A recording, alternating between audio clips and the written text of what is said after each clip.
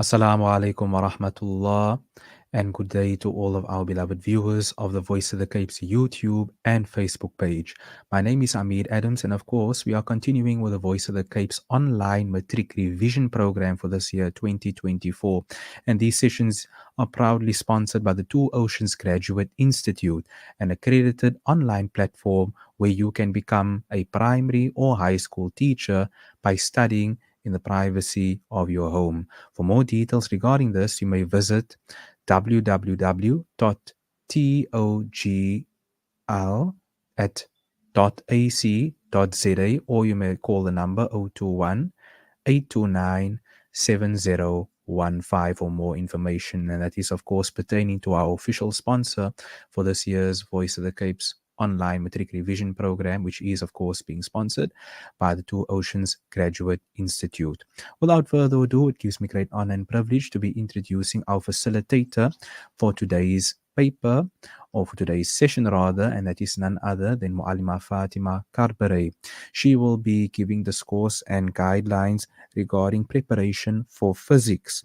And for today's particular endeavor, it's not only just physics, but more so pertaining to Newton's law. So as a reminder to all of the parents out there, all the youth out there, the students, those who are in matric, and specifically those who are doing physics, please forward and share this link with all of the matriculants out there who are preparing for the upcoming physics paper, of course for the trial examination period, and of course later in the year for the NSC exams. And we make dua and pray that God Almighty Allah grants all of our matriculants all the success as they prepare for the upcoming examinations. Without further ado, as I indicated, it gives us great honor and privilege to be handing over and calling upon our esteemed facilitator for today, none other than Muallima Fatima Karbary, will facilitate today's session and give us guidelines and advice and discourse as to how we can prepare for physics, inshallah ta'ala. Without further ado, we hand over to Muallima Fatima Karbary. Assalamu alaikum wa rahmatullahi wa barakatuh. I pray for him as well, alhamdulillah, and that the study preps are also going well. Today, inshallah, we will be focusing on Newton's second law, which always seems to be question number 2 in your exam paper. We're specifically going to be working through the November 2023 NCS National Senior Certificate exam. So this is the latest one, the one that the matriculants wrote last year. So it's very nice, alhamdulillah, to do preparation via looking through previous examination papers. This is the best way one could possibly study. So we look at question 2, right? This will be question 2 of the November 2023. Okay, if you want to just refer to it, question 2 of the November 2023 physics paper 1. So let's just look at, I'll just place the question in front of us, if you can see it here on the screen. So let's read through the information. It says, 2 blocks A of mass 4 kilograms and B of mass 9 kilograms are connected by a light inextensible string. The blocks are held at rest on a plane which is inclined at an angle of 35 degrees with the horizontal. A constant force F acting parallel to the plane is applied to block B as shown in the diagram below.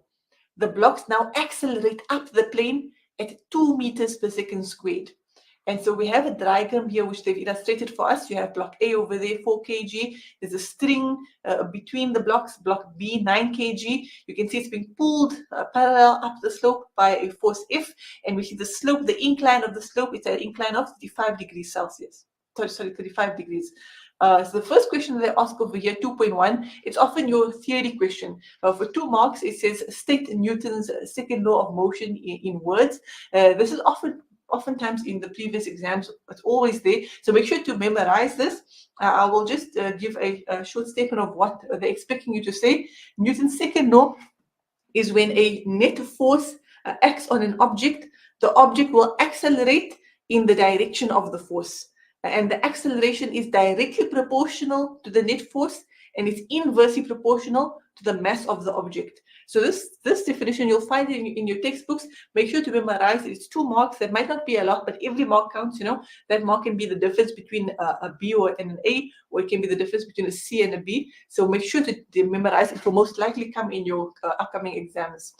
Then they give further information, and they say the kinetic frictional forces acting on block A and B of 5.88 newtons and 13.23 newtons respectively. Respectively meaning that the 5.88 newtons is being applied on block A, and the 13.23 newtons of friction is being experienced by block B. And then question 2.2, they say for 4 marks, draw a labeled free body diagram showing all the forces acting on block A. Okay, so they want us to draw a labeled free body diagram showing all the forces acting on block A. And besides the 4 mark, the mark allocation is also a very important indicator in terms of how much forces are they expecting us to draw. Okay, a lot of the time if it's a 2 mark question, that's a hint that there's 2 forces acting on the block. If it's 3 marks, it's 3 forces acting on the block. Because it's 4 marks, in all likelihood, this means that when we draw our free body diagram, we're going to encounter 4 forces. I will just switch now to the whiteboard so you can see how we will answer this question. I've drawn the diagram on the whiteboard over here, so we have the same scenario as what is in the question paper. And now we proceed to draw the free body diagram. What is a free body diagram again? It's basically, it's a diagram of where you'll draw a dot, okay? First you begin with the dot. The dot indicates the block, okay? So you don't draw the actual block itself. We just draw a dot. The dot is a representation of block A. And now we're going to draw all of the forces acting on that dot, meaning acting on the block. And the first one, which is always in existence, is always the gravitational force, okay, which is we illustrate it as Fg. Okay, you don't necessarily have to do it as Fg. You can sometimes, some people write it as W. W means weight, so that is also acceptable. But I will just go with Fg, which is the gravitational force, and this is the attractive gravitational force of the Earth acting on the block, what we otherwise in everyday terminology know to be gravity. They also wanted labeled, so it would be good maybe either as part of it or maybe on the side just to expand. And Fg is the gravitational force, okay? Referring to the gravitational force. Gravitational force. Okay, so that's the one force that this block A will experience, the gravitational force of the Earth on it. What other forces will block A experience? Another force block A is going to experience is what we call the normal force. Okay, and what is the normal force? Normal force is the force of the surface on the block. Okay, all surfaces in existence, all surfaces, they exert a force on the objects that are lying on them. So this block is experiencing a force by the surface of this inclined plane. Okay, the inclined plane is exerting a force in what direction? This force that the surface exerts, it's always at 90-degree angle to the surface. Okay, so it's always at a 90-degree over there. So 90 degrees to that block will be in this direction. Okay. So it's always at a 90-degree angle to the surface, and therefore we'll have a right angle triangle over there, so exactly upwards in this direction. What we will say this will be northwest. Okay, so that's the other force in reference to the normal force of the surface. Okay, what is applying the normal force? The surface is applying the normal force on the block, on block A. Okay, so now we know it's a 4-mark question, which means there are 2 other forces we need to add. Thus far, we have 2. We have Fg, gravitational force. We have normal force that is acting perpendicularly on the box. The other force will be tension. Okay, the tension of the string. Right, you see there's a string joining block A and block B. Okay, let's just write this string. So all strings, right, they always contain a tension force within them. What direction is block A experiencing a tension? Because the string is to the right of block A, and it's going in this direction in relation to block A is experiencing a tension upwards. Okay, just going to block B. Block B is also attached by a string, but what direction is block B experiencing a force, experiencing a tension force? So block B is actually experiencing a tension force downwards. Okay, so very important to understand the difference. Even though both of them are experiencing the same tension force, okay, the value of the force is the same, the numerical value. However, it's in different directions. Block A is experiencing a tension force upwards, okay, because the string is to the right of block A. However, block B is experiencing a tension force downwards. Okay, why? Because the string is behind block A. It's going in that direction. So we will therefore have T. But remember, they asked us from the perspective of block A. I just want to illustrate that for block A and block B, the directions of tension are different. However, the question specifically wants us to draw the label-free body diagram showing all the forces acting on block A. So from block A's perspective, it's experiencing tension upwards, okay? So we'll have a tension force. So we'll draw, and all these arrows, what do these arrows represent? The arrows represent the forces, okay? That is what the arrows represent. And so you can put T, okay? And T stands for, it stands for tension. So that is the tension force that block A is experiencing. What is causing the tension? It's the string, okay? The tension within the string is causing block A to experience a force in this direction, the northeasterly direction. Okay, we know we have 3 forces. There's one more that we should have because it's a 4-mark question. So therefore, each force will give you 1 mark. The last one that we'll experience is, remember that if you look carefully at the information, they've told us that force. In the information, they say to us that the kinetic frictional forces acting on blocks A and B are 5.88 newtons and 13.23 newtons respectively. So then they tell us the other force, okay, which is kinetic frictional force. So this block is experiencing a kinetic frictional force. Kinetic just meaning that it's in because this block is in motion. Anytime a block is in motion, it will experience a kinetic frictional force. And what direction will the kinetic frictional force be? It will be downwards. Okay, it will be in a downward direction. We usually label it Fk. Fk means the kinetic frictional force. Why is it downwards? Because the block is moving upwards. Okay, if you look at the information, they tell us that they say a constant force F acting parallel to the plane is applied to block B, as shown in the diagrams below. The blocks now accelerate up the plane at 2 meters per second squared. So because the blocks are accelerating upwards, it will experience a frictional force downwards. Okay, friction always opposes motion. What this means is, just say you have an object that is moving to the right. If the object is moving to the right, in what direction will it experience friction? It will experience friction to the left. Okay, it's always in the opposite direction of motion. So if the block is moving to the right, it will experience kinetic friction to the left, and vice versa. If an object is moving to the left, right, if the direction of motion is to the left, then it will experience friction to the right. Okay, the friction always opposes the motion. And like this, even up a slope, if you have an object moving up the slope, okay, so it's accelerating up the slope, what direction will friction be? Friction, the kinetic friction will always be downwards. Okay, it will always be downwards, it always opposes the motion, and vice versa. If an object is moving down the slope, then what direction will the friction be? If the object is moving down the slope, then the friction will be up the slope. Okay, so in this circumstance, they've told us that the block A is moving upwards, therefore kinetic frictional force will be downwards. So we'll draw that over here. Basically, it will be down the slope, and that will be our Fk. Fk standing for kinetic frictional force. Kinetic frictional force.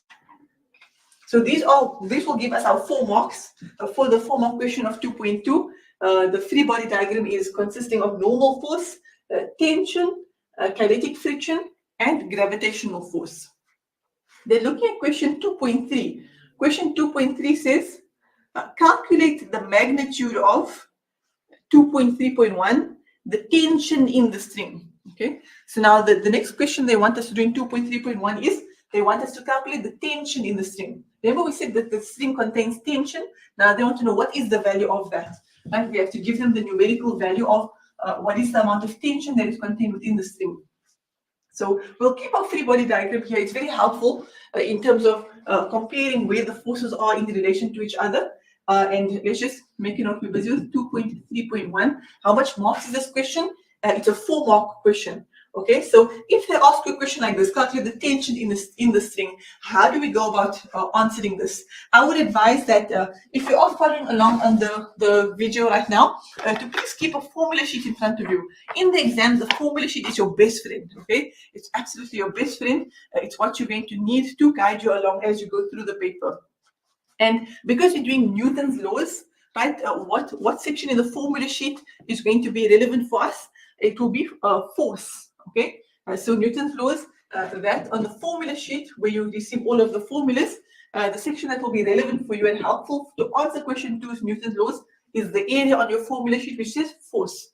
Okay, and if you look over there, you'll have all the formulas relating to force, and these are all the formulas relating to Newton's laws. So to answer in terms of tension, calculating the tension in the string. Which of these formulas will be most useful for us? The formula that's going to be for what I call your best friend is F net is equal to M times A. Okay? F net is equal to M times A. Okay. Let's just keep in mind, what are we calculating now? Tension. Okay, we're just putting T question mark. So we're looking now for the tension in the string. What is the amount of tension in the string?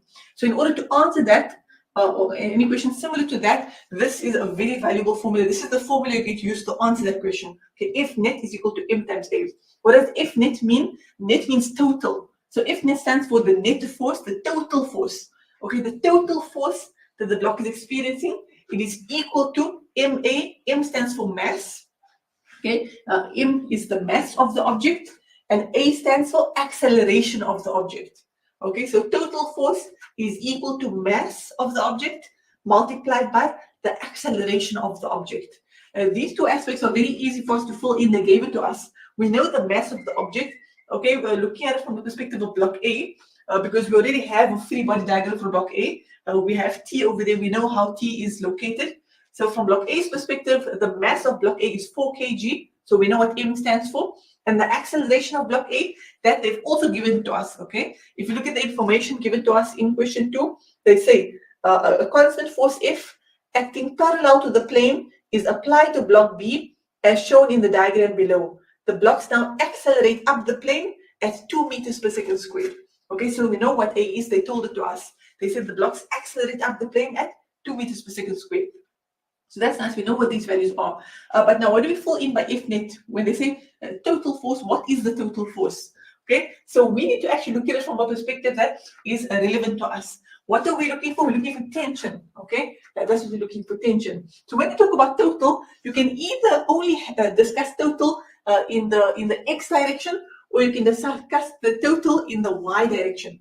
Okay, over here, let's consider everything on this plane. We'll consider this in our x direction. Okay, so this is our x direction, and everything in this direction over here, we will consider it our y direction. Okay, so that's what we mean when we say F net. You can only consider F net x. Okay, the total forces in the x direction, or you can consider it to be F net y, meaning all of the total forces in the y direction. Okay, is it okay? Is it acceptable for me to put that the F net, the total forces, is a normal plus tension plus Fg plus Fk? Is it allowed for me to do this? No, this is not allowed, right? This is not possible. Why? Why can't I do this? Why can't I say the total force is N plus T plus Fg plus Fk? Because I'm mixing up the horizontal and y directions. Okay, I'm mixing up the normal force is a y direction, tension is an x, it's in this plane, the x plane, and Fg is in also in the y direction, and Fk is in the horizontal plane. So you can't do this. We have to only consider all of the forces in our horizontal plane. Well, I know it's not technically actually horizontal. Let's call it the x-axis. Okay, this plane over here. So we add up all of the forces in this plane. Why are we adding up all of the forces in this plane? Because we're looking for T, right? And T lies in this plane over here. So because tension is what we're looking for, we have to add up all of the forces lying on this specific plane over here. This Fg, though, it's a bit of an inconvenience because this doesn't fall in either of the planes, right? This Fg goes directly downwards. It doesn't exactly fall in the horizontal in this x plane, nor does it fall exactly in the normal plane. But that's fine. What we can do with this Fg, which is the gravitational force downwards, is divided into two components. Okay, we're going to divide it into a parallel component, a component parallel to the plane, and we're going to also divide it into a component perpendicular to the plane, right? So let's just look at the actual block itself, right? The actual block goes like this, okay? So we have the actual block over here. What is it experiencing? It's experiencing a gravitational force of the Earth directly downwards, okay? So the actual force of the Earth is directly downwards. However, we can break it up into a component perpendicular to the plane. How does that look? Here. Right? So the original Fg gravitational force, well, we break it up into this component over here, which is what we call Fg perpendicular. Okay, we call it Fg perpendicular. This is the perpendicular component of the gravitational force. What is it perpendicular? It's perpendicular to the plane, right? This angle over here between this force FG perpendicular and the plane will be a 90-degree angle. And the other aspect that we also break it up into is a component which is parallel to the plane. Okay, so we're breaking up FG into two components: a component which is perpendicular to the plane, and another component which is parallel to the plane, which we write it like this: FG parallel. Okay, can you see it's parallel? They're basically going at same angles to each other. Now, another important thing for you to remember is this 35 degrees. What is this 35 degrees? This is the angle of the slope. It's the angle that the slope is making with the surface. This over here, mathematically speaking, can also be transferred to this angle over here, okay? So that angle over there and this angle between FG and FG perpendicular is the exact same value. Okay, so that 35 degrees is also the angle that is between these two lines over here. That is 35 degrees. This is important to remember in terms of working out what the value of FG parallel is. Okay, so to recap, we've broken FG, the gravitational force, into two components: a perpendicular component, perpendicular to the surface, and a parallel component, which is parallel to the surface. So therefore, just in terms of our free body diagram, let's just note that over there. So I'm going to erase the FG, and I'm going to put the components instead. And it's perfectly acceptable to give this as an answer for your free body diagram in the previous question as well. Okay, so the FG, you have one going downwards, which is what we call FG parallel. It's the parallel component of the gravitational force, and there's another force over here, which is FG perpendicular. Okay, FG perpendicular, which is the perpendicular component of the gravitational force. Now, this is easy to work with in terms of F net, because remember F net, we try to solve for what is tension. What is the tension in the string? And so we have to look at the total forces in this x direction. When I say x direction, I mean these forces over here at this particular in this particular slot. In physics, direction is also very important. Okay, we will choose that anything going upwards, we're going to make it a positive value, and anything going downwards, we're going to make it a negative value. It's very, very important when applying Newton's second law, F net is equal to ma. You must beforehand already identify what your directions are and what their signs are. Okay, so we're going to go with upwards, it's positive, downwards, negative. Okay, very important. You can't just make all of your values positive. So therefore, tension, we see what direction is tension, what direction is the block experiencing tension? Upwards. So therefore, it will be a positive value. Why? Because the direction of tension is upwards. Now, remember, if that means we're adding all of these things. Then Fk, however, is downwards. You see, it experiences a frictional force downwards. Therefore, remember we said anything downwards is negative. So it'll be negative Fk. Fg parallel is also downwards. Gravity always pulls things downwards. So gravitational force will always be in a downwards direction. Therefore, it's also negative Fg parallel. Okay, negative Fg parallel. Remember, we're just looking at the parallel component. So we're not looking at the gravitational force in its entirety. We're only looking at the parallel component of the gravitational force. So these are our total forces, specifically in this x direction. And there's the thing that we're trying to solve. Here's the unknown. You know, it's similar to mathematics, solve for x. In this case, we're not solving for x, we're solving for t. Is equal to ma. So let's put in now the values that we do know. T is the unknown, which is what we need to solve for. We do know Fk, right? We do know the kinetic frictional force of block A. It was given to us in the information when they told us about question A, question 2. Remember they said that? Oh yeah, there we go, right? They said that the kinetic frictional forces acting on block A and B are 5.88 newtons and 13.23 newtons respectively. So the frictional force of block A is 5.88. So let's fill in the values we know. T is, we don't know what that is. We're trying to solve for that. Fk, the kinetic frictional force, is 5.88 newtons. Okay, now Fg parallel. What is Fg parallel? What is the value of the parallel component of the gravitational force? To answer that, we need to use a bit of trigonometry. Okay, and we're using a little bit of trigonometry in terms of this triangle. Can you see we've created a triangle for ourselves on the board? If you just look over here. This is the triangle. There's an angle that we know that's 35 degrees. Here's one, the Fg perpendicular. This side over here is Fg parallel, and then we have Fg. You can see this, the angle between Fg perpendicular and Fg parallel, that itself is also a right angle triangle. Okay, these two, FG perpendicular and FG parallel, makes a right angle with each other. Therefore, can you remember from mathematics? Anything that's opposite anything that is opposite the right angle triangle is hypotenuse. Right? Anything lying opposite the right angle triangle is hypotenuse. So therefore, FG, this line over here, which is FG gravitational force, is the hypotenuse. Let's put H. So you remember that is the H. Okay. And now, do you remember from mathematics? What do we call the thing that is opposite the angle? We call it opposite, right? That's exactly what we call it. Anything opposite the angle, any side that is opposite the angle, we call that side the opposite. So I will just write the O over there. Okay. And so the FG is the hypotenuse. And automatically, if FG is hypotenuse, if FG parallel is the opposite, then what is FG perpendicular? That is automatically the adjacent. Okay. In mathematics trigonometry, we call that side that is not the hypotenuse, that is not the opposite, we call it the adjacent to the angle. Okay. And now remember, what are we trying to figure out? We're trying to figure out what is the value of FG parallel. And so we need to use trigonometry to figure that out.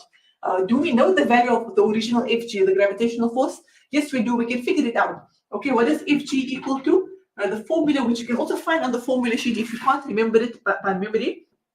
Let's see, will you find the yes? Yeah. On the formula sheet, they actually have it as W. Remember, we said you can either call it FG gravitational force or you can call it weight. They refer to the same thing. Okay, the FG and W is referring to the exact same thing, gravitational force. So on the formula sheet, you actually have it as W is equal to, but it's however the same thing. What is the formula for this? It's equal to mg. Okay, so the gravitational force of any object is equal to mg, which is its mass times the gravitational acceleration. That is how you calculate the gravitational force for any object. Its mass times the gravitational acceleration. Okay, so we know what FG is, right?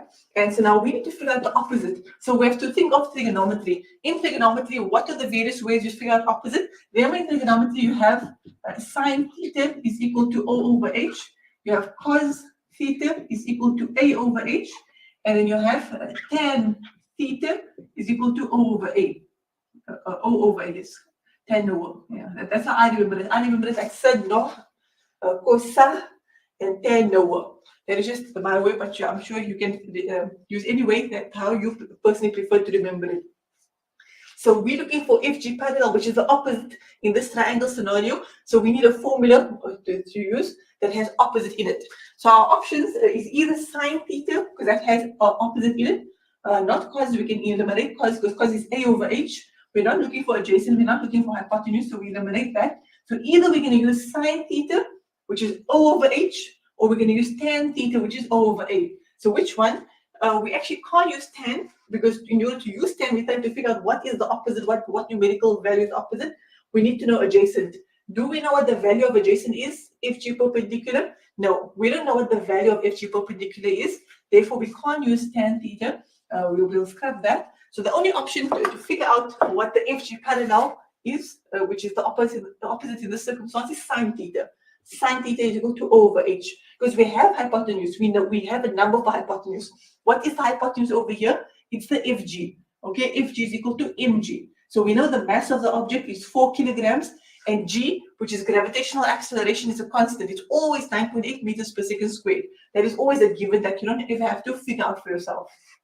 So if we just reshuffle this, sine theta is equal to O over H. What is O equal to? If we just need to take the H over to the other side. How do we take it over to the other side? Basically, if you think back to mathematics, we get rid of the H by timing by itself. Because anytime you have a value in the numerator and the same value in the denominator, what's going to happen is going to cancel out. Okay, and the other thing mathematically, which is very important, is whatever you do to the one side of the equation, you must always do the same thing to the other side of the equation. Okay, so we try to get rid of the H because we just want to know what O is equal to. So we say multiplied by H because then it will cancel out. The H on top will cancel out with the H at the bottom. Because we multiplied this side by H, we have to multiply that side by H. And so we end up having O is equal to H sine theta.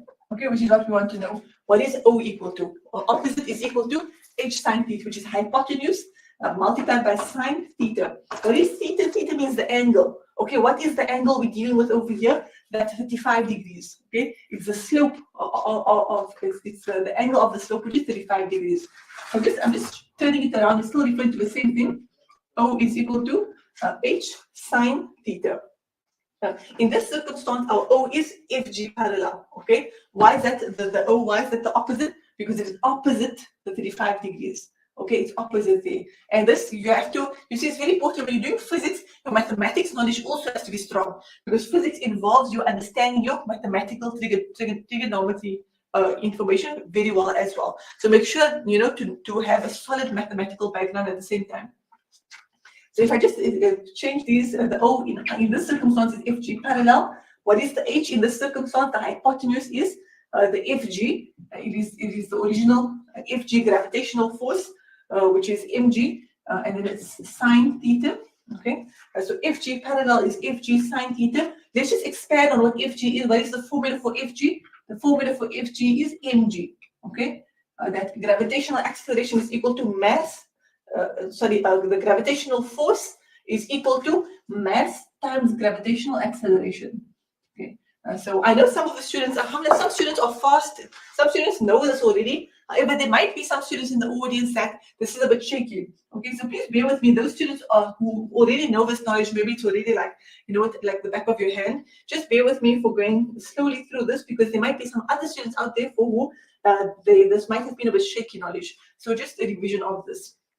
So the parallel gravitational force is equal to mg sine theta. I would honestly suggest for examination purposes memorize this. Okay, why I would suggest memorize this is because are you going to get marks on this all of this in the exams? No, you're not going to get marks for going from that trigonometry perspective to this. Okay, you don't get no marks for this. So the only thing that you're actually going to get marks on is this part over here. Therefore, I would say make sure to study well before exams so you understand how we got to this. Okay, so you're not blindly memorizing. You do understand the process to how we got here. But now that you know, for example, just memorize this. The FG parallel is equal to mg sine theta. The parallel component of the gravitational force is equal to the mass times gravitational acceleration times sine theta. So that is what FG parallel is. It's mg sine theta is equal to ma. Okay. So now we can put in values over there. We know the m, we know the g, we know the sine theta. Okay, remember that is the mass. We're dealing with block A. It's 4 kilograms. G stands for gravitational acceleration. That is a constant given to you in the exam on your formula sheet. It's always 9.8 meters per second squared. And sine theta, the theta over here in this scenario is referring to the angle of the slope, which is 35 degrees. Okay. And then it is equal to mass times acceleration. What is the mass? Again, we know the mass, it's 4 kilograms. What is the acceleration? They told us in the information that the block is going up the slope at 2 meters per second squared. So the A acceleration is 2. So this is where we've gotten thus far. So now remember, what do we need to solve for? Let's just recap the question that they asked. The question that they asked in 2.3.1 was calculate the magnitude of the tension in the string. So we have to calculate T. So can you see this looks very similar to mathematics now? What we simply need to do is solve for T. So can you see there's an equal to sign over here, right?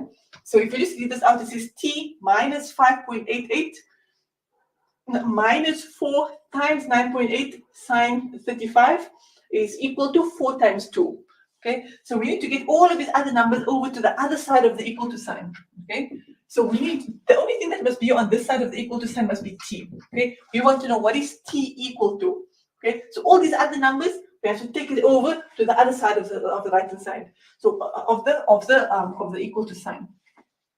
So the 4 times 2 will stay where it is. Okay, and that is perfectly fine. It's exactly where we want it to be. So what happens when we take negative 5.88 over to the other side? It becomes positive. Okay, anytime we take values over to the other side, they'll become positive. So negative 5.88 will become positive 5.88. We're going to take this whole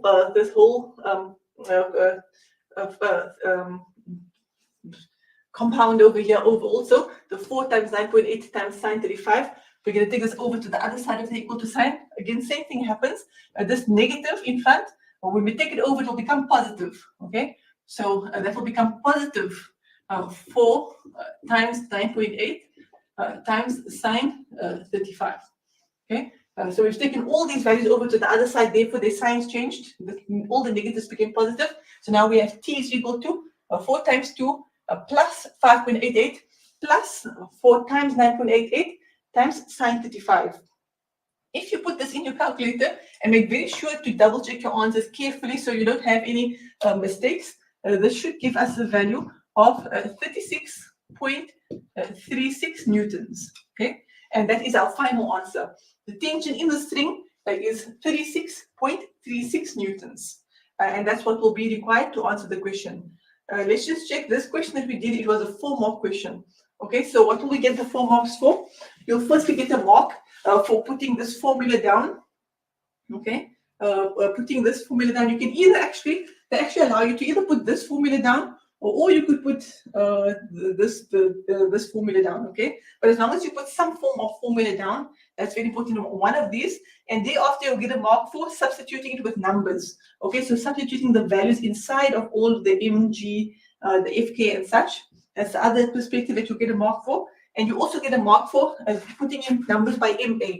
The 4 times 2, you'll get a mark for that. And then lastly, you'll get a mark for the final answer. Okay. This memo that I'm looking from, you can find it on the government website. Okay. If you just put into Google, or I also requested VOC to have it on their website. So inshallah, if it's uploaded there, do check on the website.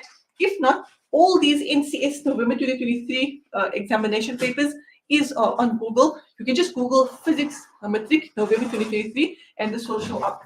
So please do look at the memo as well to see how they give mark allocations for these sums. Then going on to question 2.3.2, which is a 3-mark question. Question 2.3.2 says, calculate the magnitude of the force F. Okay, so now they want us to calculate the magnitude of the force F. Where is force F? Force F is over here. Right? Can you see on the diagram? It's being pulled up. Let's just read the information again. They say a constant force F acting parallel to the plane is applied to block B, as shown in the diagram below. The blocks now accelerate up the plane at 2 meters per second. So there's a certain force. Maybe the force is being pulled by someone or something, but a force is being applied, and they very specifically say to block B. Okay, so this force is not being applied to block A, it's being applied to block B, and is causing the blocks to accelerate up the slope. So now what they want us to do is calculate the value of F. What is F? What is the amount of F? So again, to answer this, we'll once again use the very important formula of F net is equal to M times A. Let's just check this is question 2.3.2. Okay, and what are we looking for? F. The force F that is pulling block B up the slope. So in order to answer this, we once again going to use F net is equal to M times A. So you see this formula is very important for your question 2s. In all the exams, question 2 is always your Newton's laws questions. And in order to answer it, this is the most important formula that you have. F net is equal to M times A. The net force, meaning the total force on the object, is equal to its mass times acceleration. This is really your best friend when it comes to Newton's laws. So now, however, previously, when we answered this question, we looked at the free body diagram of block A. But in this circumstance, can we still look at the free body diagram of block A? No, we can't, because there is no F over here, right? There is no force F. There's only tension, kinetic frictional force, Fg parallel, Fg perpendicular, and normal force. And so where is F being applied to? It's being applied to block B. So therefore, we have to look at it from block B's perspective. So we're going to erase the free body diagram of block A because F does not exist over here. And we're going to draw a free body diagram from block B, because block B is the one that's experiencing a force F being exerted on it. And because F is in this direction, right? It's in this parallel direction to the slope. We're only going to consider all of the total forces in the parallel direction, okay? Because F net, in this circumstance, we're only considering the total forces in this parallel direction, because that's where F is. So what other force acts in the parallel direction on block B? Maybe we're looking at it now from block B's perspective. The other force is also the tension, right? Because remember, block B is also attached to a string. Anytime something is attached to a string, it's going to experience tension. What direction is block B going to experience tension? It's going to experience tension downwards. Okay? Why downwards? Because the string is behind it. Since the string is behind it, think about it. If someone had to put a string at the back of you, then you're going to be pulled in the backwards direction because the string is behind you. So it will experience a tension downwards. Similar to block A, block B will also experience friction, okay? Because they've told us that it has a frictional force, therefore it's experiencing friction. Because block A is moving upwards, the friction will be downwards. Because remember, friction is always in the opposite direction of motion. So because block B is moving upwards, it will experience friction, kinetic friction downwards. What other force is there? The other force acting on it will also be the parallel component of the gravitational force. Remember, we're only considering all of the forces specifically in this parallel direction to the slope. So lastly, the other force will be the, let's put it over here. It will be, okay, FG parallel. And remember, all blocks will always experience an FG parallel force downwards, which is the parallel component of the gravitational force, which causes the block to experience a gravitational force downwards. Any block that you're dealing with, it must experience gravity as long as you're on Earth, right? Maybe if you're in space and you're floating through space, there'll be no gravity. But as long as any object is on Earth, it's going to experience a parallel component of a gravitational force. So now we know these are the F net, specifically in this parallel direction. So let's put it over here under what F net is, the total force. Very important again, we're taking up any object that is going, so any force going upwards, if we're going to consider it positive, any force going downwards, we're going to consider it to be negative. Very important to identify this before we put in our symbols. So if it's an upwards force, so it's going to be positive F. Everything else is downwards. FG parallel downwards. Tension, the block is experiencing a tension downwards. FK is experiencing a kinetic frictional force downwards. So all those other values will be negative. It will be negative FG parallel, negative tension, and negative kinetic frictional force is equal to MA. Here we just continue to see, all we simply did was we substituted what is F net. What are the total forces? It's F minus FG parallel minus tension minus kinetic frictional force. And this time we leave the same, is equal to MA, which we know what M is. The mass of block B is 9 kilograms. We know the acceleration the block is experiencing, it is 2 meters per second squared. Yeah. So you see, sign is very important. A lot of students make a mistake where they don't put the correct sign, and therefore they get the final answer wrong. And now the nice thing is that we know already what FG parallel is. Remember we said from trigonometry, just make sure to memorize that FG parallel is basically, it's always mg sine theta. So we're not going to go through that whole scenario of how we got to it. We use trigonometry, but FG parallel is mg sine theta. Minus t minus fk is equal to ma. Okay, what are we looking for? We're looking for F, okay? F is the force being applied on block B. So this is the unknown that we need to solve for. And so since we need to solve for this, we don't know what it is. This is what we need to solve. Therefore, we should have the values of all of the other symbols over here. We should have a numerical value for them. Minus mg sine theta. M, the mass of block B, is 9 kilograms. G stands for gravitational acceleration. There is a constant, meaning it's always 9.8, okay? It's always 9.8 meters per second. This value is given to you in a formula sheet in the exam. So you don't have to memorize, it will be given to you as part of your formula sheet. Sine theta, theta, that over there refers to the angle of the slope, which we see the angle of the slope is 35 degrees. Minus tension, this tension, we know the answer to it. We calculated it in the previous question. Remember, we already calculated what this is in the previous question. So you just go back to your previous answer, and the tension we found was 36.36 newtons. Minus Fk, Fk referring to the kinetic frictional force of block B, which they've given us in the question information. They said block B has a kinetic frictional force of 13.23 newtons. Okay, so where did we get 13.23 newtons? This was given to us in the information. They said to us that the kinetic frictional force acting on block B is 13.23. Is equal to MA. M is mass of block B, which is 9 kilograms, and A stands for acceleration that block B is experiencing. They said to us in the information in question 2, there is 2 meters per second squared. So that 2 was also given to us in the examination question, that the blocks are accelerating up the slope at 2 meters per second squared. So now once again we're solving for F. Okay, so we have only one unknown F, and we try to figure out what is F equal to. So what we need to get to is F is equal to. Okay, but to know what is F equal to. So we need to, can you see there's an equal to sign over here? So all these numbers, we must take it over to the other side of the equal to sign. Okay, we want F all by itself. We want to isolate F, and the only thing we want to have on the left-hand side of the equal to sign is just F. all of these other numbers need to be transferred to that side. Okay, transferred to that side. Now, important to remember is whenever you transfer numbers to the other side of the equal to sign, the sign changes. Okay, meaning that negatives become positive. When you take a negative value over to the other side of the equal to sign, it will become positive. If you take a positive value to the other side of the equal to sign, it will become negative. Okay, so the signs always swap around. So over here, already on the right-hand side of the equal to sign, we already have 9 times 2. So that will stay there. Okay, we keep that there. That's exactly where we want it to be. Now we need to take this whole value over here over.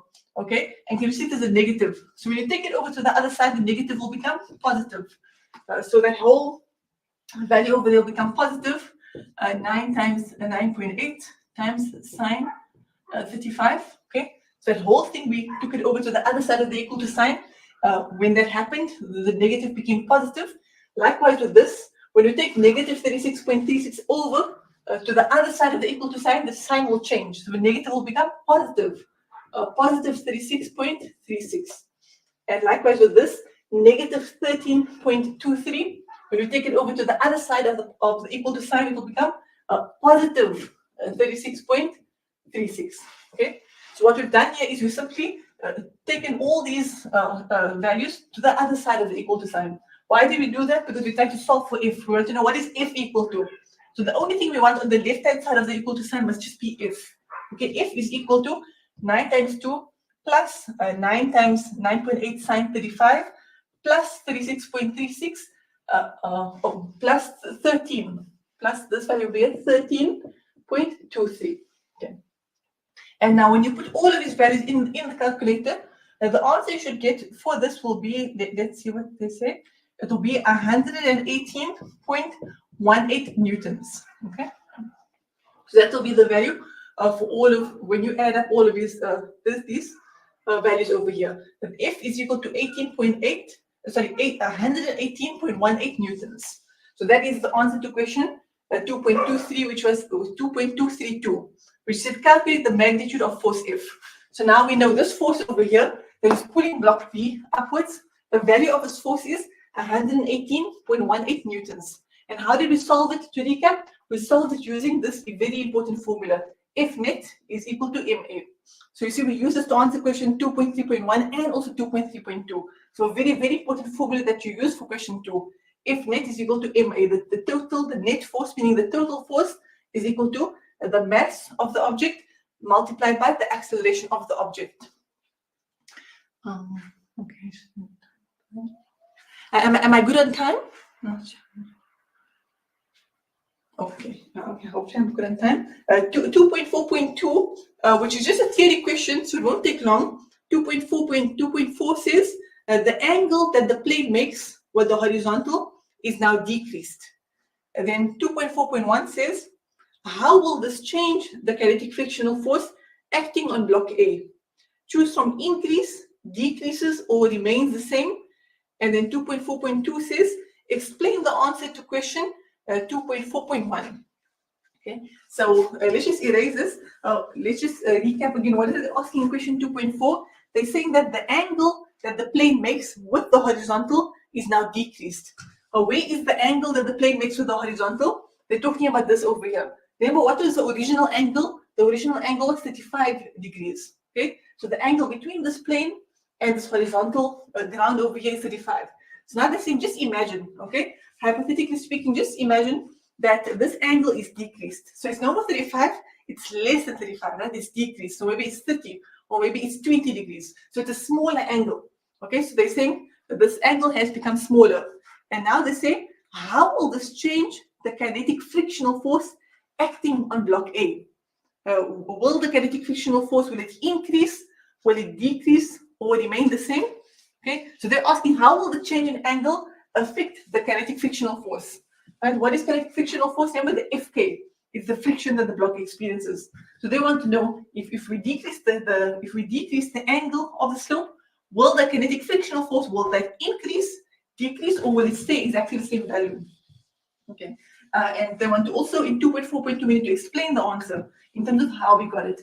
So let me just tell you what the answer will be. The answer for 2.4.1 will be increases. Okay, the kinetic frictional force will increase.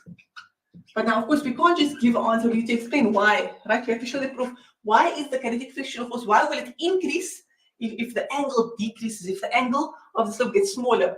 And the reason for that, which we have to give in 2.4.2, in terms of why the kinetic frictional force will increase, is that you have to look at the formula for kinetic frictional force. And this you'll find on your formula sheet. Okay, if you can just pull out your formula sheet. Let's see where, oh, there it is. Okay, you will see it in your formula sheet, which is this formula. You have to analyze the formula if K is equal to coefficient of kinetic friction multiplied by normal force. Okay, so this over here, this is not a formula you have to memorize. It's given to you in the exams under the section force. Okay, remember there's a section on the formula sheet entitled force. If you go there, you will find this. And this formula states Fk is equal to, so kinetic frictional force is equal to coefficient of kinetic friction multiplied by normal force. However, how does it show the relationship between kinetic frictional force and angle, right? Because that's what we're trying to actually analyze. We're trying to analyze what is the relationship between kinetic frictional force and the theta. Okay, theta meaning the angle.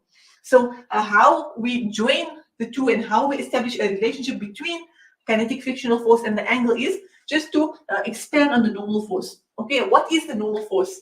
Remember, if you look at block A, we didn't draw the forces in the y direction, but let's just draw it. The one force that the block A experiences in the y direction is in, and this is in, right? N is the force of the surface. It's the perpendicular force of the surface on the block. So it's like this, okay? However, what is the other force experienced in the y direction? It's this force over here, which is the FG perpendicular, okay? This is the other force in the y direction, is the downwards FG perpendicular, the perpendicular component of the gravitational force. And what you need to remember from physics, which your teacher would have taught you, is that this normal force, it always balances whatever the downward force is, okay? The normal force is always balanced and it's always equal to, okay, what is the normal force equal to? It's always equal to the downward force. And what is the downward force over here? It's FG perpendicular. Okay, and when you do trigonometry, I'm not going to do the whole trigonometry thing. We see over here FG perpendicular from a trigonometry perspective is the adjacent. Okay, in this triangle, FG perpendicular is the adjacent. So if you work on solving it, right, and we won't go through that just for lack of time, but if you go solve it, what is equal to, you will find that is equal to mg cos theta. Okay, mg cos theta. Because remember cos theta, what is cos theta equal to? Cos theta is equal to A over H. Okay? Cos theta is equal to adjacent over hypotenuse. So if you just rearrange the formula, therefore adjacent will be equal to cos theta multiplied by hypotenuse. Okay, and in this circumstance, our adjacent is FG perpendicular. Right? The adjacent is FG perpendicular because it's adjacent to this angle over here. Cos theta, our hypotenuse is what? Our hypotenuse is FG. Okay, it's the FG because it is opposite the right angle triangle that is made here between FG perpendicular and FG parallel. Okay, and then what is FG? FG is equal to mg, right? FG is equal to mass times gravitational acceleration. So therefore, FG perpendicular is equal to mass times gravitational acceleration cos theta. Okay, so that's basically how you get that FG perpendicular value. FG perpendicular is equal to mg cos theta. But I would suggest for examination purposes, make sure to memorize that so you don't have to work out all of the trigonometry because you don't get any marks for this, okay? You don't get marks for figuring this out. They just want to see the final result. So FG perpendicular is mg cos theta. So going back to normal force, what is normal force equal to? It's always equal to the opposing downward force because they balance each other out. Is this block jumping up and down? No, it's not, right? The block is only going up the slope, but it's not jumping up and down in this y direction. So the fact that it's not jumping up and down means it's completely still from the y perspective. Okay, therefore, the normal force will balance the downward FG perpendicular force. So what this means is that normal force is equal to FG perpendicular. Okay, they are equal to each other. Like the normal force is equal to whatever the downward force is. So N is equal to FG perpendicular. And what is FG perpendicular equal to? It's equal to mg cos theta. Okay, FG perpendicular is equal to mg cos theta. So now let's substitute this in this formula over here. Okay, the formula of what Fk is equal to. Fk is equal to the kinetic frictional force is equal to the coefficient of kinetic friction multiplied by the normal force. And what did you say? What is the normal force? It's equal to the downwards Fg perpendicular, which is mg cos theta. So normal force is equal to mg cos theta. So let's substitute this. We substitute it into where the n is. Okay, so it's equal to mg cos theta. All I did was substitute that mg cos theta into the normal force, because that is what the normal force is equal to. And now we can finally see the relationship between kinetic frictional force and the angle. Okay, because that is what the question is asking us for. The question is asking the angle that the plane makes with the horizontal is now decreased. How will this change the kinetic frictional force acting on block A? Will it increase, decrease, or will it remain the same? Okay, so now we see the relationship. What happens? Remember they said this will get smaller. Okay, they said this angle is going to decrease. It's no more 35, it's less than 35. So what you need to remember from the mathematical perspective is anytime this value gets smaller, okay, anytime this value gets smaller, your cos value actually gets larger. Okay, so when you decrease the angle, it actually makes this answer as a whole, it makes it larger. So we see we have the indirectly proportional relationship. Okay, indirectly proportional means that as the theta gets smaller, your Fk, your kinetic frictional force, will get larger. Okay, you can even put this in. You can even put this yourself in a calculator to see that. Put cos 35 and then put cos 20. You'll find that the smaller the angle, the larger your final answer will be. So therefore, it's an indirectly proportional relationship. Let's just see how they want us to word it. How they wanted to word it is you should say that frictional force is directly proportional to normal force. Okay, right? Which means that this frictional force over here, because mg cos theta is equal to the normal force, when this gets larger, then this frictional force will also get larger. Okay. So as this gets larger, then your final answer of what the friction will be will also increase. So going back to question number 2.4.1, our answer will be that it will increase. When you decrease the angle, the frictional force will increase. I will conclude over here. This is a 60-mark answer for question 2. And this is Newton's laws. I hope this gives some clarification, inshallah. And I make dua that Allah allows you to do very well in your exams. And may Allah open your heart and open your mind towards understanding the questions and understanding how to solve the answers. Ameen. All the best, inshallah, with your further studies. Assalamu alaikum wa rahmatullahi wa barakatuh.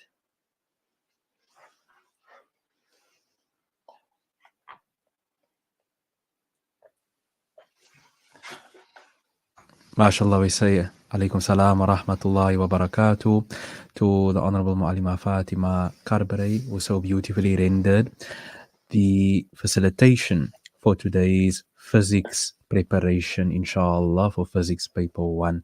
We'd like to say shukran, jazakallah khair to Mu'allima Fatima Karbary once again for facilitating today's session. May Allah Almighty reward you. And I know that the matriculants will benefit greatly from your discourses and from your advice as to how they should approach preparation for their physics paper, inshallah ta'ala. With this said, beloved viewers on the Voice of the Cape's YouTube page and Facebook page, as a reminder once again that this is in the continuation of the series of the matric revision sessions that we at the Voice of the Cape are hosting. And of course, as a reminder, the Voice of the Cape's online matric revision program is, of course, this year in collaboration and is proudly being sponsored by the Two Oceans Graduate Institute. And it is a accredited online platform where you can become a primary or a high school teacher. And as a means of further information for those who would like to find out more about this, you may visit their website www.togl.ac.za, or you may call them on 021 829 7015. This brings us to the end of this particular session for physics, as hosted by the respected Mu'allima Fatima Karbary. And as a reminder, once again, please like and share this particular link on Facebook and YouTube with all of those